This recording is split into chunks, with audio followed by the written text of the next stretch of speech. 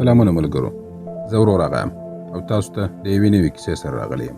کیسه پر دې ځای پیلېږي چې موږ یوه نجلۍ او یو هلک وینو چې د دوی نومونه جیني او جیمي دي او دوی یو ځای ته روان دي. دوی تازه کوزده کړې وه او ډېر ژر د دوی واده کېدونکي وو. دواړه له خپل ژوند څخه ډېر خوشحاله وه، خو بدبختانه د دوی موټر له یو سختې حادثې سره مخ کېږي چې په کښې کې جیني ژوندی پاتې کېږي خو جیمي وژل کېږي. بیا موږ ته کیسه 3 کاله وروسته ښکاره کېږي. 3 کاله وروسته موږ د جیني ملګرې ریني وینو. ریني جیني له ځانه سره د باندې راوستلې وه، ځکه جیني لا هم د جیمي له مرګ څخه وروسته ډېره خفه ده. جیني نه له چا سره خبرې کوي او نه هم د باندې وځي، او ځکه ریني هڅه کوي چې هغه لږ بدله کړي.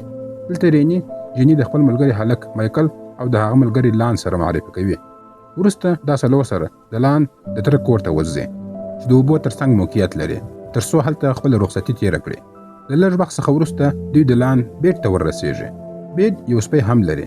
بیټ ټولو ته ښه هرکلی کوي او هغوی ته شراب هم ورکوي، خو جیني شراب نه څښي. وروسته جیني بیټ ته ننوځي او موږ وینو چې هغه هم جیمي نسي هېرولی. همدا وجه ده چې هغه د خفګان د کمولو لپاره ګولۍ هم خوري. وروسته دوی ټوله یو ځای کښېني او ډوډۍ خوري. دلته بیټ هغوی ته وایي چې نن شپه نږدې یو محفل شته، که وغواړئ هلته زموږ سره تللی سئ.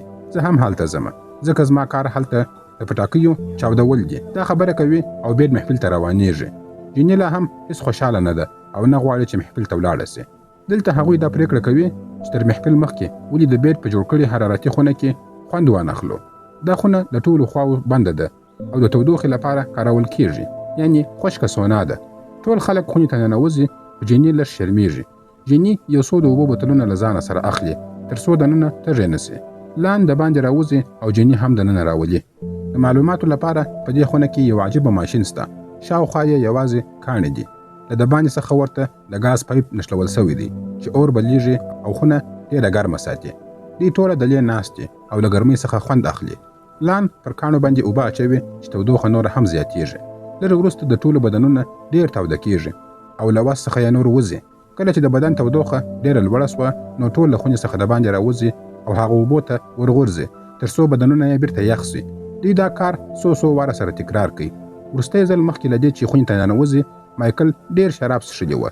کله چې لان او جیني خونې ته ننوځي، مایکل ریني ته وایي دا ښه موقع ده، راځه پورته ولاړ سو او یو څه سره وکړو.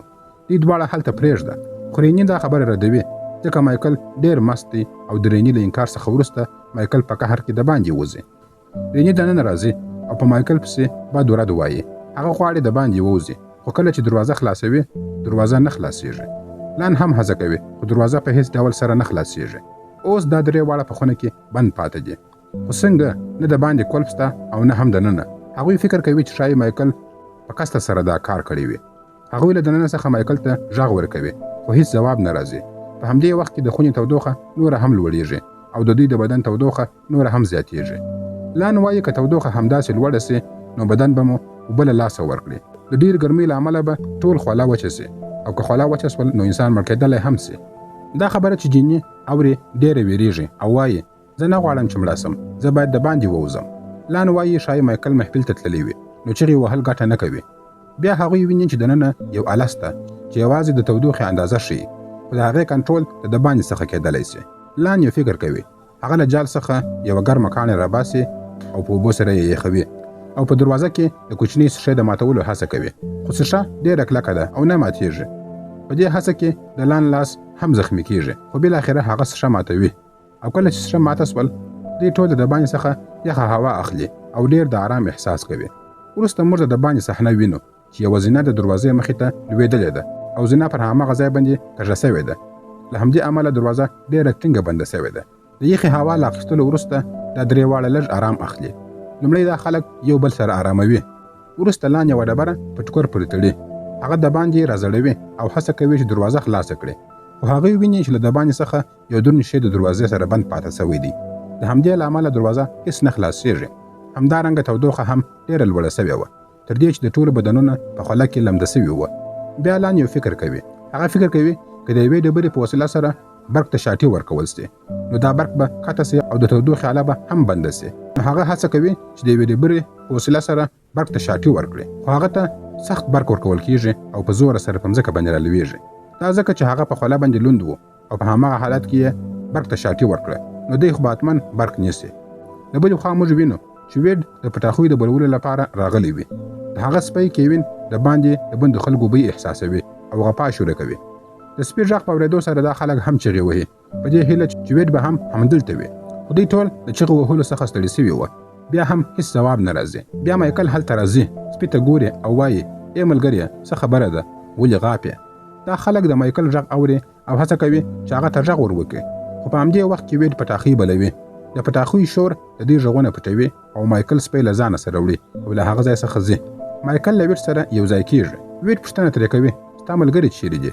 مایکل وایي داسې ښکاري چې هغوی له ما پرته میلې ته تللي دي. وروسته دواړه له هغه ځای څخه ځي.